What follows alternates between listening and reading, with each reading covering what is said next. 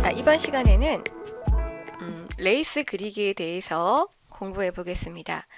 어찌 보면 이 프리스탠딩 레이스 FSL은 사실 디자인의 최고봉이라고 할 수 있습니다. 왜냐하면 수용성 심지에다가 오로지 실만으로 자수해서 수용성 심지를 녹이고 실만으로 유기적으로 연결이 돼서 레이스를 만드는 작업이기 때문에 사실 패브릭에다 놓는 자수보다는 조금 더 고난이도의 디자인 테크닉이라고 할 수 있어요.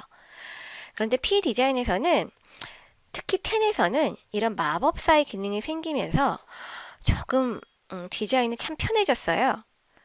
그래서 저희는 이제는 P 디자인 기능을 이용해서 쉽게 레이스를 만들어 보도록 하겠습니다. 자, 저희가 예제로는 사실 밑그림이 없고요. 전번 시간에 했던 꽃잎 기능을 이용해서 면으로 꽃을 크게 만들고 그것을 어레인지 카피 기능을 이용해서 레이스를 만들어 보려고 합니다.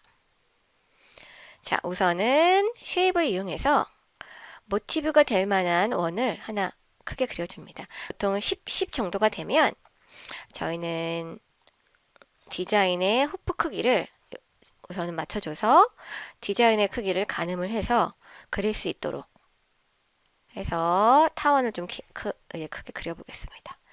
이 정도로 그려서 자, 면만을 남기고 우리 저번에 했던 설정이 그대로 남아있네요. 패더링을 풀러야 되겠죠? 컬러를 조금 이제는 샤방샤방한 핑크색으로 자진 핑크색으로 바꿔주겠습니다. 자, 그 다음에 이 친구를 저희 홈의 어레인지 카피 기능을 이용해서 최대한 조금 이 중간 크기로 지나가게 그릴게요. 자, 이제 조금 괜찮게 됐네요. 자, 근데 여기서 스페이스를 좀 줘야 되겠어요. 그죠? 너무 스페이스가 없으면 겹쳐져서 스페이스를 줘가면서 자, 적당한 오브젝트의 개수를 유지를 해서 그려줍니다. 자, 이렇게 그려졌어요. 자, 조금 줄일게요. 나중에 늘리면 되니까. 그렇죠. 우선 면을 그리고 저희는 이제 겉으로 보이는 친구부터 디자인을 할 거예요. 이 친구를 다 잡은 상태에서 자, 컷워크 위저드로 들어갑니다. 그래서 얘를 컷워크를 만들 건데 우리는 필을 우선은 레이스로 삼을 거라 약간 복잡한 필을 넣어주고요. 뭐 어떤 라인이 있거나 없어도 돼요.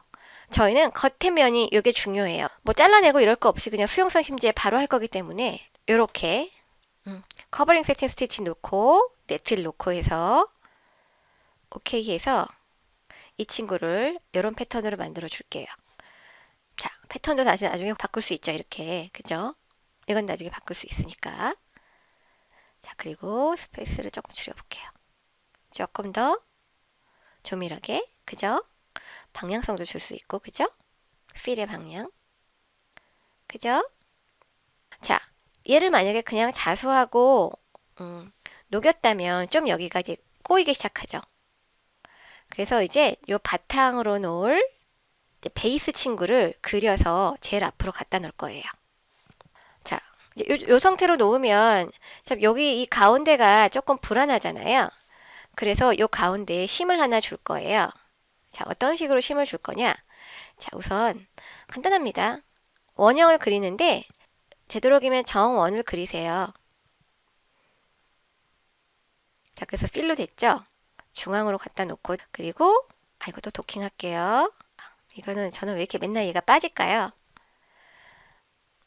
그리고 소잉 오더상에 제일 먼저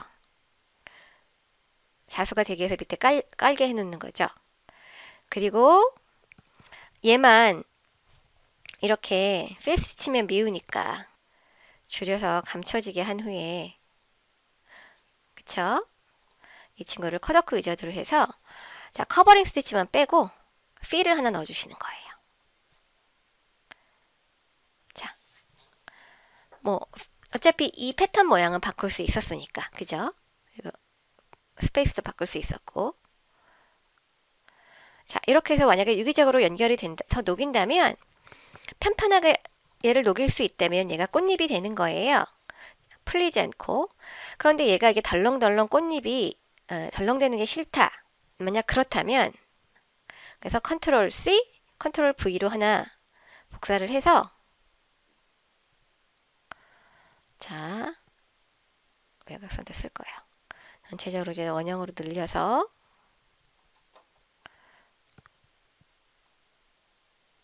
전체적으로 잡아줘서 밑에 깔아줄 거예요. 나중에 얘가 위에 있는 거에 대해서 너무나 개의치 않아도 돼요.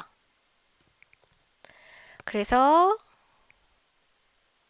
외곽선 주고 요건 냅두세요. 우선 색깔은 나중에 바꿉시다.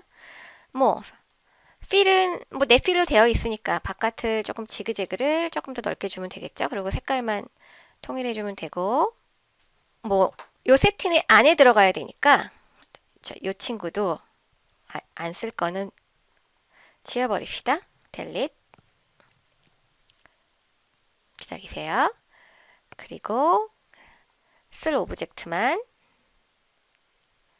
해서 소잉 오더에서 퍼스트로 놓고 밑으로 들어갔죠? 그리고 색깔을 통일해주고 우리 요 컬러였죠? 자, 이런 부분이 너무 필 부분이 너무 이제 심심하다 하면 이 풀의 이제 소잉 어트리뷰트에서 패턴에 어떤 패턴이 좋을까를 결정한 후에 또 패턴의 간격을 줄여주시는 거죠. 근데 계속 이거면 재미가 없어요.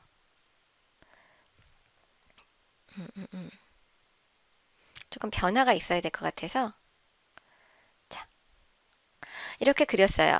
자, 그런데 또 여기가 심심하다? 그러면 여기에 또 어떤 원형이나 이런 패턴을 넣어서 조금 더 유기적으로 디자인을 해주시는 거예요. 자, 이렇게 해서 되도록이면 스티치가 서로 겹쳐지게 해서 이 세팅 스티치가 어떤 뼈대를 이루고 있거든요. 그래서 이 뼈대가 다른 세팅 스티치에 겹쳐지게 그리셔야 돼요. 만약에 뼈대가 이런 넷필 정도에 이렇게 겹쳐서 있다면 거기가 흐물흐물 풀려요. 그래서 최대한 유기적으로 연결되도록 여기도 어떤 다른 세팅 패턴을 넣어서 순서를 조정해서 조금 더 빳빳하게 스스로 쓸 수 있는 뼈대를 만들어주는 디자인을 할 수 있게 되는 거죠. 저희 예제에는 이 외부가 없어요. 그죠? 그래서 조금 더 여기서 조금 더 유기적으로 더 다른 레이스를 만들고 싶으신 분은 이렇게 원형을 그려서 크기를 충분히 키워서 컵받침으로 쓰실 수 있고 아니면 이 꽃만으로 해서 줄여가지고 여러 개 자수를 놔서 자수 디자인에 살짝 붙여서 아니면 꿰매든가 해서 조금 더 입체감을 살려주실 수 있는 레이스를 만들 수 있어요. 여기까지가 레이스 기초고요. 저희 기초 과정에서는 이제 복잡한 레이스를 하기에는 이제 매뉴얼로 커넥션 정리하고 이런 게 있어서 간단하게 컷워크 기능을 이용해서 레이스를 만드는 방법을 알려드렸어요. 예를 들어서 자 이렇게 뼈대가 너무 없이 넷필로만 채우고 그냥 외곽만 뼈대를 지워줬을 경우에는 여기에 힘을 받지 못해서 이렇게 풀리게 되어 있어요. 그래서 저희가 디자인을 할 때 우선 세팅이 탄탄하고 두꺼울 것 그리고 이 부분이 너무 넓으면 정말 버틸 수 없으면 다른 예쁜 패턴을 줘서 유기적으로 잡아줄 것 뼈대를 튼튼하게 세팅으로 만들어줘서 얘가 이렇게 풀리지 않도록 해줘야 된다는 것 그게 중요하고요. 세팅이 충분히 넓지 않으면 이렇게 풀려요. 자, 저희가 디자인을 할 때 보통은 이렇게 확대 축소를 하면서 하기 때문에 이 모눈이 있는데도 불구하고 얘 세팅의 너비를 전혀 신경을 쓰지 않고 하세요. 이 모눈이 1cm라는 거를 기억을 하고 얘가 적어도 3mm 이상 세팅을 놔야 3mm도 되게 얇거든요. 레이스에서는. 왜냐면은 3mm를 넣어도 실제 레이스의 두께는 줄기 때문에 3mm가 나오지 않아요. 그래서 유기적으로 이어질 수 있도록 탄탄하게 세팅을 주셔야 되고 세팅 언더레이도 충분히 주셔야 되고 자 요거예요. 초급분들 하던 FS 레이스예요. 엠버드 수업 하셨던 분들한테 하셨던 건데요. 이렇게 저희 USB에 많은 디자인이 있기 때문에 USB 고리를 이렇게 만들었어요. 충분히 만드시거든요. 단 외곽에 이 세틴을 충분히 뼈대를 주고, 솔직히 이분은 아마 힘을 요 부분도 완벽하게 이어지지 못하고 세틴이 좁거나 완벽하게 여기랑 연결이 되지 않아서 풀린 거예요. 언더레일을 굉장히 많이 주셔야 되고요. 그리고 사실 여기서 힘을 받으려면 이 USB 글자가 조금 더 커야 돼요. 이렇게 좀 유기적으로 연결이 되고 조금 너풀거리지 않고, 사실 이런 것들은 이런 수치값으로 제가 완벽하게 알려드릴 수 없어요. 왜냐하면 상황에 따라 다르고 스티치 되는 방향에 다르고 해서, 저도 디자인을 하나 하면 어떤 거는 한 번에 완벽하게 완성이 되는 경우가 있는데요. 이게 자수 놓는 패브릭이나 어떤 머신의 장력이나 이런 데에 따라 너무나 많은 차이가 있기 때문에 요런 실자수가 되면서의 당김 현상이나 이런 오류를 잡기 위해서 적어도 자수를 놔보고 수정하고를 한 2번, 3번 정도 수정하는 과정을 거쳐서 시험 자수를 놔서 완벽한 디자인을 뽑거든요. 완벽하게 디자인을 뽑았더라도 또 이거 자수 놓는 사람들이 어떤 습관이나 초보일수록 조금 더 후핑이나 이런 방법이 좀 미숙하기 때문에 결과물이 다르게 나와요. 그래서 만약에 판매하는 디자인이라면 그런 미숙한 분들도 잘 자수를 할 수 있도록 계속 고쳐가면서 위험 부담을 줄일 수 있도록 디자인을 하셔야 되고, 나만 자수를 놓을 거다라는 경우에는 한 2번, 3번 수정을 하시면서 디자인을 조금 더 예쁘게 수정하면서 변형하고 추가하고 빼고 하는 과정을 거치셔서 디자인을 해내셔야 됩니다. 자, 지금까지 PE 디자인 기초 수업을 들어주셔서 감사하고요. 이 기초 과정을 다 들으시면 계속 디자인을 해나가면서 스스로 툴을 활용해서 복잡한 디자인을 하게 되실 거예요. 기본적으로 PE 디자인은 너무나 복잡한 오브젝트가 많거나 또 스티치 수가 많은 거는 이 툴 자체가 너무 스티치를 시뮬레이팅을 하다 보면 무거워져서 너무 오래 걸려서 많이 힘드실 거고요. 간단한 컴팩트한 디자인을 위한 툴이고, 주로 마법사나 오토 기능을 이용해서 자수를 해야 되는 그런 툴이에요. 물론 지금 보니까 10 버전부터는 매뉴얼 기능도 많이 좋아졌어요.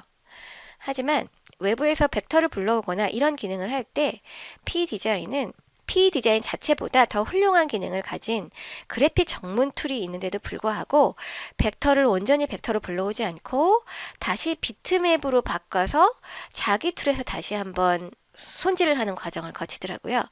그래서 외부 벡터 일러스트레이터나 이런 것들과 호환이 돼서 작업하기에 조금 부족한 툴입니다.